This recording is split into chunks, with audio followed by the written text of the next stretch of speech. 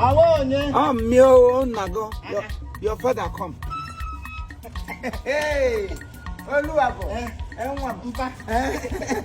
Hello, Tim. Oh, you watch at that.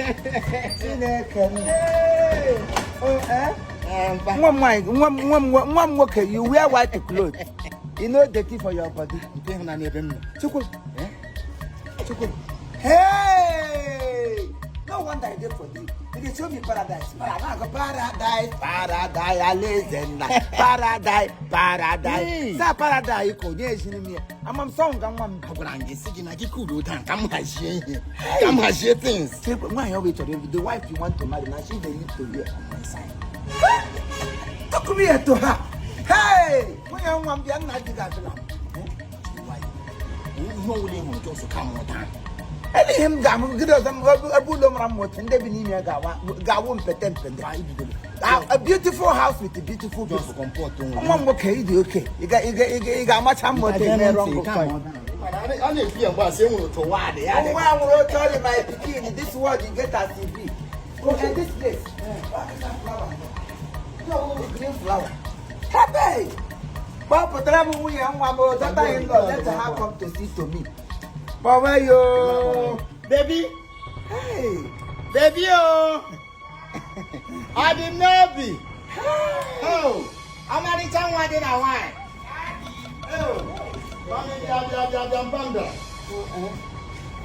Oh hey yeah. Hey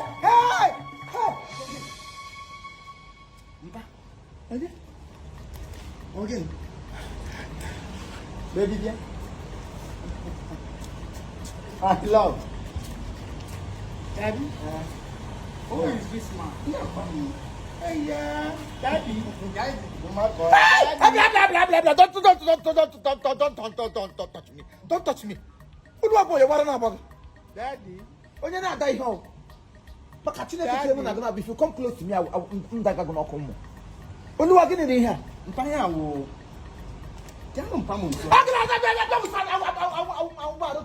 Let him not come too close to me. Let her not talk to me. Maybe here I will come. What is discovery your father? Actually, I don't know that. My father used to have one kind of convulsion sometimes. Convulsion? You know the man you see bukwego. You know what I'm so no dog go back mom. Eh? You know what I'm some dog go with a masquerade dance to display. Keep on potam nekiti zoo. Here. Daddy, forget my face. Forget my face. That is how our people resemble. Yes. From the right time in Moriba. This is our... I don't know. I wanted to change my face. It is not possible. Forget about my face. I should forget about your face. Yes.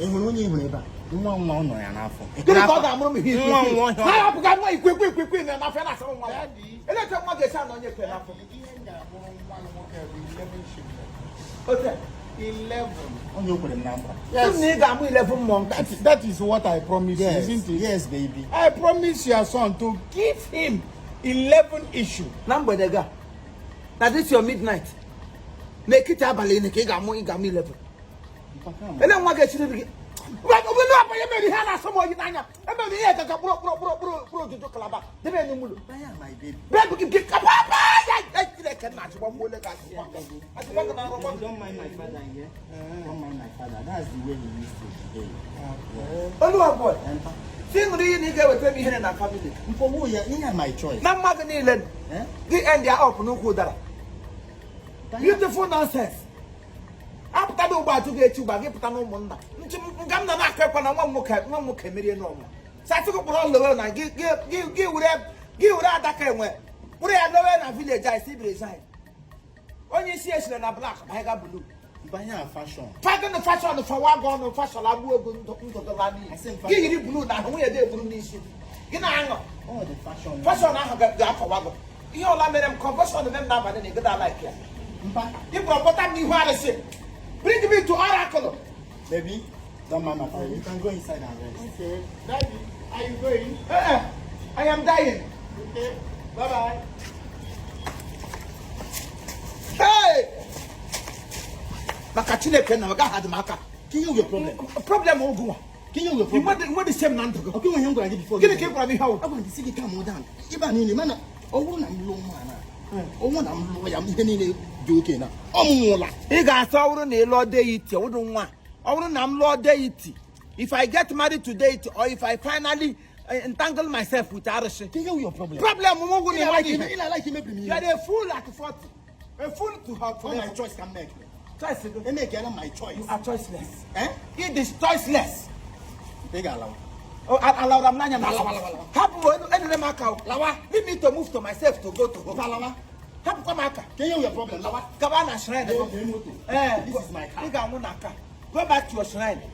Gakuru shrine, the don't you push me.